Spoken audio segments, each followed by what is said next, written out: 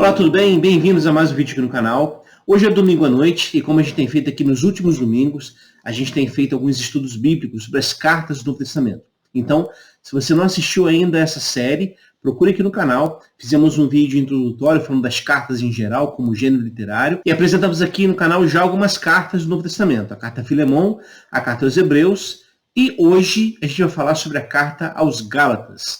E a pergunta que marca esse vídeo é a seguinte: afinal de contas, o que é cair da graça? Talvez você já tenha escutado esse termo por aí, e talvez tenha escutado esse termo vinculado a muito moralismo hipócrita e muito moralismo superficial.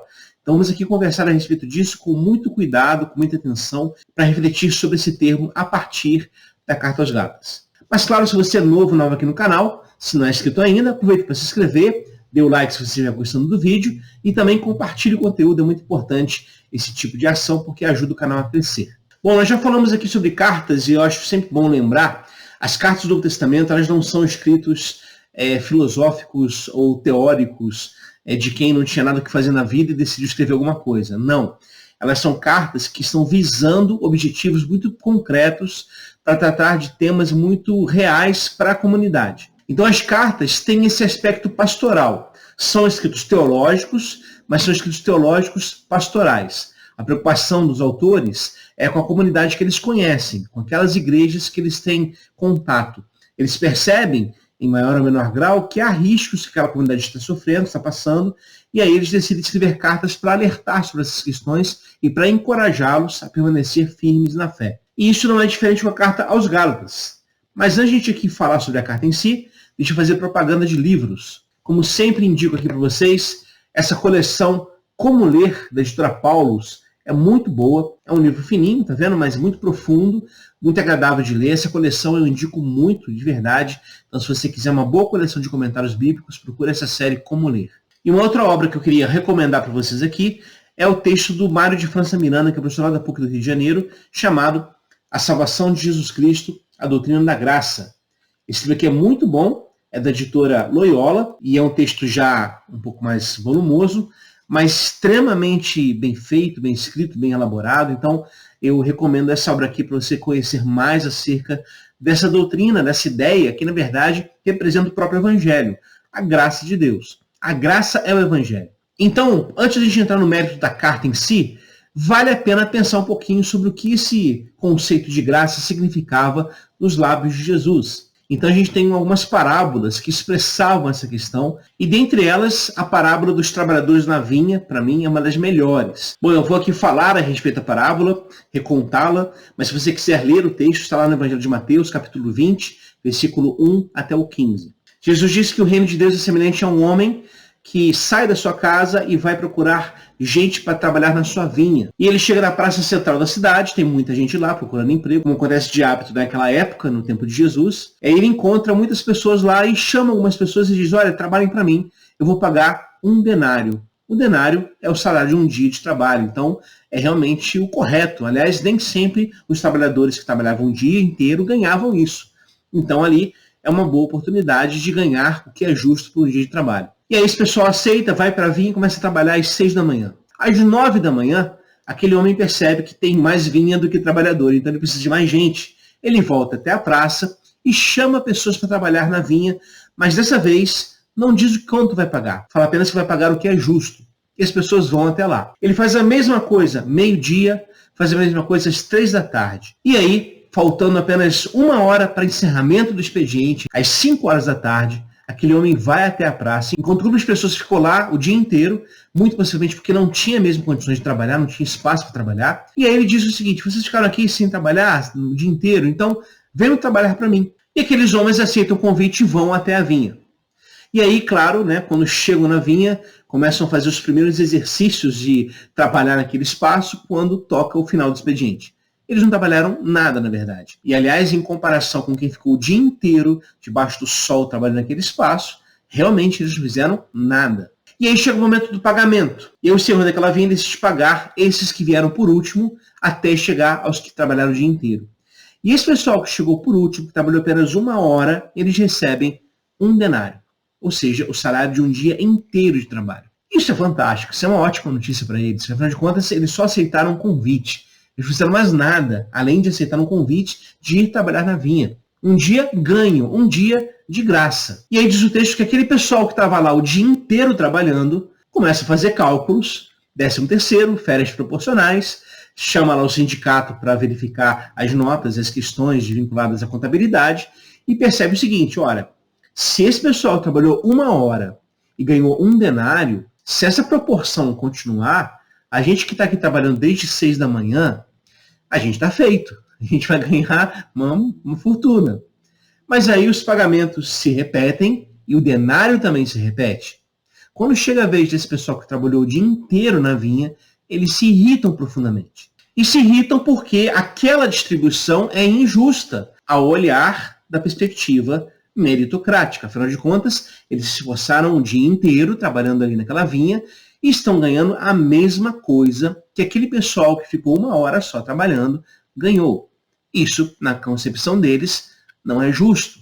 E aí o proprietário daquele espaço diz o seguinte para esse pessoal: olha, eu não estou fazendo justiça contra vocês, porque eu não contratei com vocês 1 denário, você não recebeu 1 denário como eu havia dito, então toma esse denário que é seu e vai. Afinal de contas, isso foi o contratado. E eu, diz lá o senhor da vinha, eu quero dar a esses últimos a mesma coisa que eu dei a vocês. E ele termina com 2 perguntas que revelam com muita clareza o que é graça, na perspectiva de Jesus, do reino de Deus, e também como muitas vezes os religiosos, nós incluídos nisso, nos sentimos quando a graça acontece na vida de alguém. A primeira pergunta é: eu não posso fazer o que eu quero do que é meu, diz o senhor da vinha.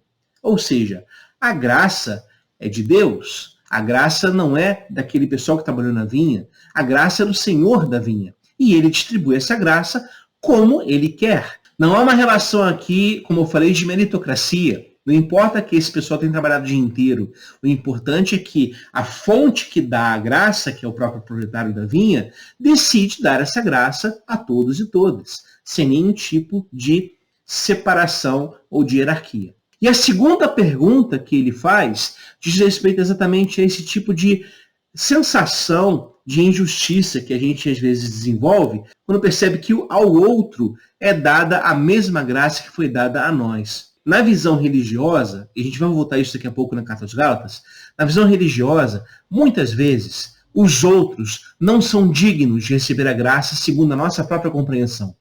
Nós temos aqueles eleitos para recebimento da graça de Deus e aqueles que não são tão assim eleitos. Ou seja, parece que na nossa cabeça, muitas vezes, e certamente eu estou generalizando aqui, há exceções, mas na mente do ser religioso, parece que há certos grupos que sim, vão receber a graça de Deus e há outros grupos que não, eles não podem receber essa graça. E aí a segunda pergunta do proprietário da vinha revela o coração perverso dessas pessoas, porque ele diz o seguinte: são maus os teus olhos, porque eu sou bom? Ou seja, a bondade de Deus, ao dar a sua graça a pessoas que talvez a gente não queira ou não aceite que elas recebam, essa bondade de Deus, livre de qualquer tipo de meritocracia, de merecimento, mas por pura gratuidade, essa bondade muitas vezes desperta em nós uma inveja irada e repleta de preconceitos. Pois bem, essa introdução aqui que eu acabei de fazer é perfeita para nós entendermos a carta aos Gálatas.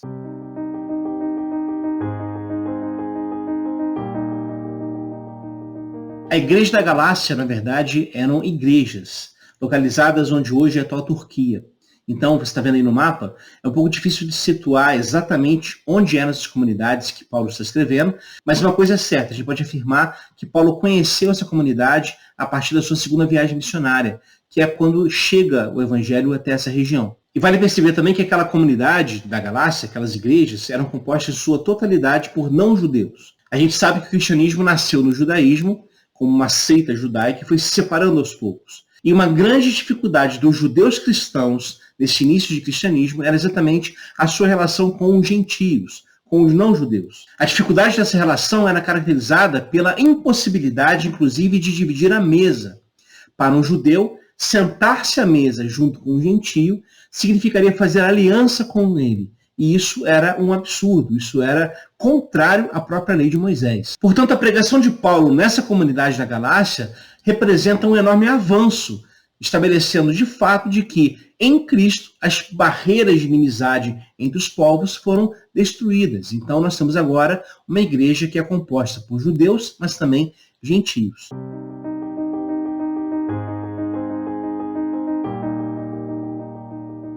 Bom, aparentemente tudo estava bem naquelas comunidades da Galácia, o evangelho tinha sido pregado, tinha sido bem aceito, era uma novidade de vida, mas com o passar do tempo, começa a surgir no meio daquela comunidade alguns judeus cristãos, ou cristãos judaizantes, é a mesma coisa. Ou seja, um grupo de pessoas que entendiam o que era necessário para aquelas pessoas da Galácia também cumprirem certos ritos da lei mosaica para se tornarem de fato os discípulos e discípulas de Jesus. Então, qual a ideia aqui? É preciso que eles façam a circuncisão. A circuncisão, vale lembrar, era aquele sinal realizado para demonstrar aliança com Yahvé, com o Deus dos patriarcas. Então nós temos aqui um grupo que é muito perigoso para aquela comunidade, porque, primeiro, entende que há sim separações entre pessoas e há uma espécie de hierarquia. Os judeus estão acima dos gentios. Nesse sentido, se os gentios quiserem se igualar aos judeus e também seguirem a proposta de Jesus, como eu falei antes, é preciso que eles façam a circuncisão. E segundo, evidentemente, numa situação como essa, não dá para partilhar a mesma mesa. Afinal de contas, aqueles gentios que, embora tenham aceitado a Jesus, não são de fato irmãos e irmãs. Pois bem, esse assunto chegou a Paulo, inclusive, de uma forma muito pessoal. A carta aos Gálatas apresenta uma descrição de Paulo, uma experiência sua, relacionada a um momento que ele estava junto com Barnabé e Pedro, comendo uma refeição com os gentios, partilhando a mesa com os gentios. E de repente chega naquele espaço uma comitiva de Jerusalém, de judeus cristãos, e ao chegarem, diz lá o apóstolo Paulo, que o próprio Pedro, temendo o pessoal da circuncisão, levantou-se de onde estava, junto com os gentios, e foi se sentar junto com os judeus. E diz Paulo que aquela situação foi tão intensa, aquela dissimulação, como ele diz, dos judeus, que o próprio Barnabé também se levantou de onde estava e foi ter com os judeus. E aí Paulo decide ali confrontar Pedro naquele momento, publicamente. Ele diz o seguinte: se você, Pedro, sendo judeu, vive como gentio e não como judeu, por que obrigas os gentios a viverem como judeus? Esse aqui é o cerne da carta, na verdade. Toda a carta está expressa aí. Porque para Paulo, isso não é apenas uma questão de separação no momento do jantar ou do almoço, mas sim representa toda uma lógica que destrói a perspectiva do Evangelho. É uma lógica contrária ao Evangelho, uma lógica de separação, de exclusão. Por isso Paulo vai dizer com todas as letras que quem aceita esse tipo de procedimento está, na verdade, fugindo da própria lógica do Evangelho e da graça de Jesus. Então, gente, esse é o contexto dessa carta. O Evangelho chegou naquela comunidade e as pessoas naquele espaço receberam o Evangelho como liberdade, como dom de Deus. Contudo, a presença desses estranhos na comunidade, desses cristãos judaizantes, fazem com que essa liberdade que o Evangelho convoca as pessoas seja posta em xeque e eles corram o risco de serem novamente aprisionados pela religião. Em resumo, gente, o que está acontecendo aqui é uma escolha. Ou confiar na graça de Jesus na relação com Deus, ou buscar a autojustificação por meio dos méritos próprios simbolizados aqui pela circuncisão. São dois caminhos. E dois caminhos opostos, auto-excludentes. Ou se escolhe um ou se escolhe o outro. Não há aqui meio termo, não há aqui nenhum tipo de negociação. Para Paulo, isso é fundamental. Ou você aceita a perspectiva da graça de Jesus e vive a partir dela, ou você segue o caminho da religião, da própria autojustificação diante de Deus. Agora, o meio termo entre os dois é impossível. E nesse sentido, essa carta já traz uma primeira implicação para nós. Porque, olha só, a questão de Pedro, quando Paulo chama a sua atenção, a questão de Pedro não é uma questão teológica, é uma questão ética. Pedro sabe o que significa o Evangelho. Mesmo porque, segundo Atos afirma, Pedro teria tido aquela visão dos animais impuros descendo no lençol e a voz dizendo, levanta, Pedro, mata e come. E aí tem aquela experiência na casa de Cornélio, segundo a qual ele mesmo diz, eu sei que Deus não faz acepção de pessoas, ou seja, Deus não tem os seus preferidos. Para Deus, todos e todas são igualmente aceitos na comunidade. Ora, esse Pedro, então, sabe teologicamente qual é o caminho a seguir. O problema é que ele agora tem medo das consequências do Evangelho, que vão ser muito graves se ele permanecer firme na sua profissão de fé diante daquela igreja de Jerusalém. Então, novamente, a crise aqui não é de teologia ou de doutrina, a crise aqui é de conduta. E eu tenho visto essa contradição presente em muitas ocasiões no meio da igreja evangélica. Porque a questão não é o conhecimento do que é correto, do que é justo, do que é bom. A questão é não levar a sério as implicações disso na própria existência.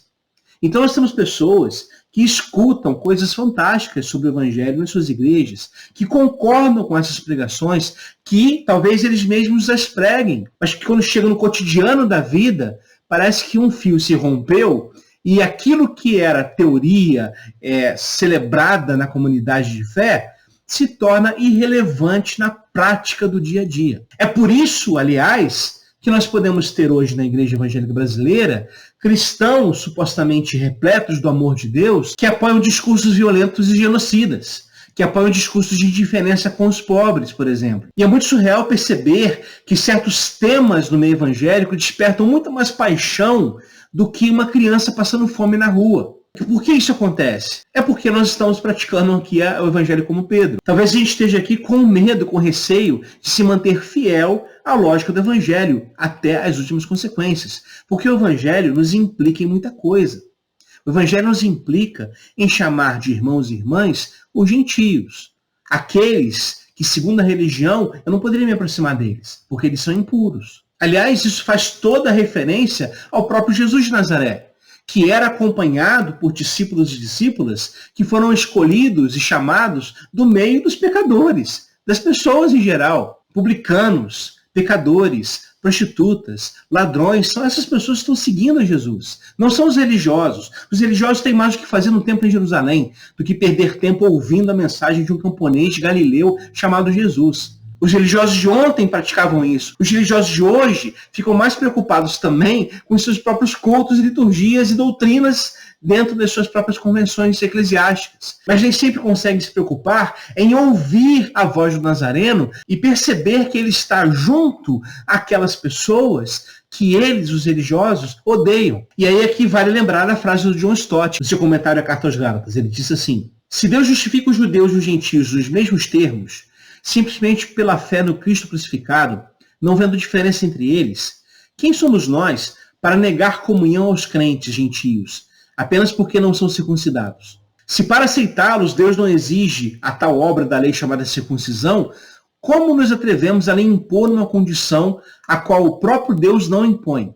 Se Deus os aceitou, como podemos rejeitá-los? Agora é preciso dar um passo aqui avante, porque olha só, manter essa lógica desse texto na relação gentios e judeus, para a gente é uma coisa muito cômoda. A gente não está vivendo naquele tempo. A gente está vivendo hoje e nós não somos judeus. Nós somos cristãos na perspectiva de estarmos vinculados à lógica do Evangelho. Então é preciso pensar no seguinte: o que aquele termo gentio significava naquele tempo e o que significa hoje? Quem são os gentios hoje? Pois bem, se naquele tempo os gentios eram os impuros, que não queriam saber nada de Deus, que deveriam ser expulsos do templo, da religião, da presença de Deus, porque eles ousavam viver uma vida que, segundo a perspectiva religiosa, desagradava a Deus, então a pergunta é: quem são os gentios hoje? Pessoas, homens e mulheres, que são colocados na periferia pela voz de uma religiosidade espúria, hipócrita e fria e mortal. Se Deus acolhe a todos e todas,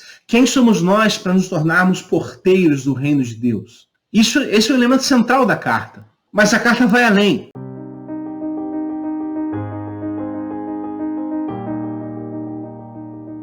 Para Paulo, o chamado do Evangelho à liberdade não pode ser negociado. O Evangelho nos conduz à liberdade. E ele diz isso com todas as letras da sua carta, no capítulo 5. Para a liberdade foi que Cristo nos libertou.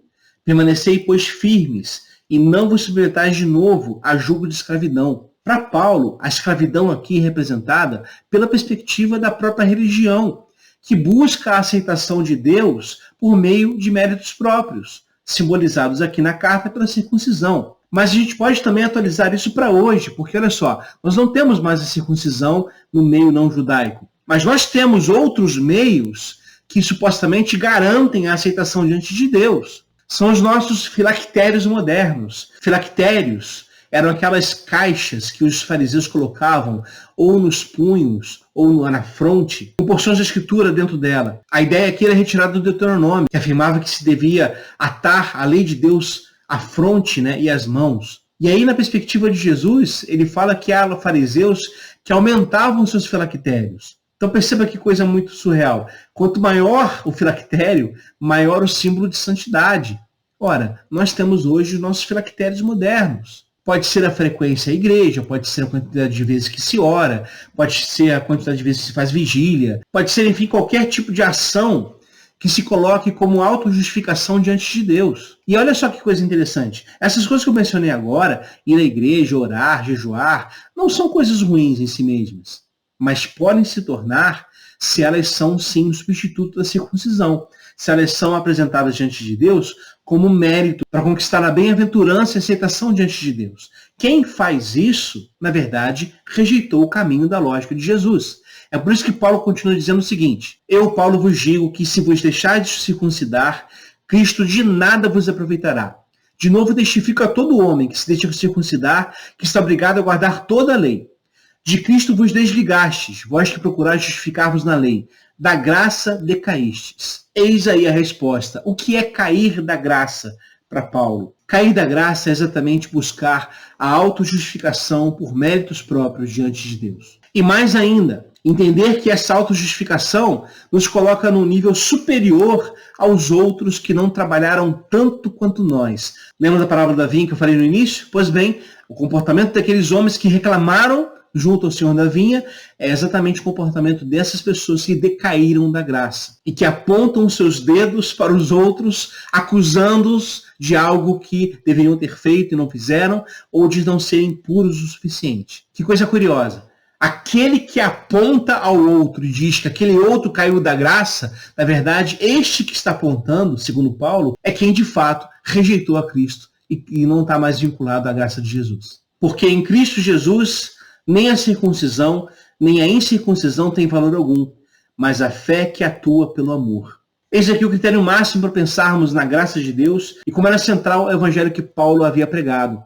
A perspectiva aqui é a seguinte: o que identifica a relação com Deus e a aceitação desta graça na vida não são práticas religiosas, a sua presença ou a sua ausência, mas sim é o amor ativo, o amor prático, que faz o bem aos outros. Por isso que Paulo vai continuar dizendo o seguinte: porque vós, irmãos, fostes chamados à liberdade, porém não useis da liberdade para dar ocasião à carne.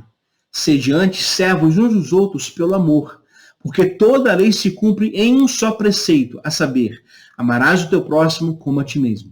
Ora, se toda a lei se cumpre na perspectiva do amor ao próximo, então onde não há amor, permanece a lei. E a lei não é misericordiosa. A lei que serviu durante muito tempo como sinal da aliança de Deus com o seu povo, ela foi se tornando, a partir da própria lógica da religião, uma espécie de mecanismo para garantir a bênção e a aprovação de Deus. E olha só, a lei originalmente ela não gerava esse legalismo religioso. Aliás, a obediência à lei no Antigo Testamento não podia ser conquistada por um legalismo, porque a lei falava em amar a Deus e amar aos outros. Então, eis aqui o amor como base da própria lei de Deus. Mas, no período intertestamentário, a gente tem uma mudança nessa compreensão da lei. A lei se torna uma condição essencial para a salvação, ou seja, ela se torna uma espécie de intermediário entre Deus e as pessoas. Então, é preciso cumprir a lei e toda a lei, inclusive os preceitos desenvolvidos pelos escribas e fariseus, para tentar agradar a esse Deus que exigia essa perfeição. E aí havia uma consequência desse pensamento. A graça de Deus era garantida àqueles que pecavam. Mas aquela pessoa devota que seguisse a lei, ela não precisava da graça de Deus. Mas, para Paulo, a lei nunca foi um meio de aperfeiçoamento espiritual para ninguém. E a sua exigência de perfeição apenas empurra o pecador para um desespero existencial. Por isso que, para Paulo, a lógica é a seguinte: a validade da lei foi até que viesse o descendente, a quem se fez a promessa. Para quem, e só para quem está no descendente, que é Jesus Cristo, acabou a validade da lei e da consciência da sua sistematização mosaica. Porque o fim da lei é Cristo, para a justiça de todo aquele que crê, como diz Romanos. Aliás, Paulo usa um termo chamado aio, que é uma espécie de pedagogo na antiguidade, que é aquele personagem responsável pelo cuidado da criança até que ela atingisse a maioridade. Então, o aio, esse pedagogo, levava a criança para os locais, a protegia e cuidava dela, zelava por ela. Pois bem, Paulo diz o seguinte: de maneira que a lei nos serviu de aio para nos conduzir a Cristo, a fim de que fôssemos justificados por fé. Mas tendo vindo a fé, já não permanecemos subordinados ao aio, pois todos vós sois filhos de Deus mediante a fé em Cristo Jesus. Porque todos quanto fostes batizados em Cristo, de Cristo vos revestistes. Dessa forma, não pode haver judeu, nem grego, nem escravo, nem liberto, nem homem, nem mulher, porque todos vós sois um em Cristo Jesus. Ou seja, não há aqui nenhuma diferença de ordem étnico-racial, socioeconômica e nem sexual. A perspectiva aqui é: todos e todas são filhos e filhas de Deus. Por quê? Porque agora estamos debaixo da graça e não mais debaixo da lei, desse aio que perdeu a sua função. Assim, para Paulo, cair da fé, cair da graça, é negociar a liberdade do evangelho em nome da autojustificação diante de Deus. Paulo é muito claro. Ele diz: todo aquele que deseja se autojustificar na lei, na obediência à lei como caminho de salvação, está desligado de Jesus Cristo e da sua graça. Isso é cair da graça.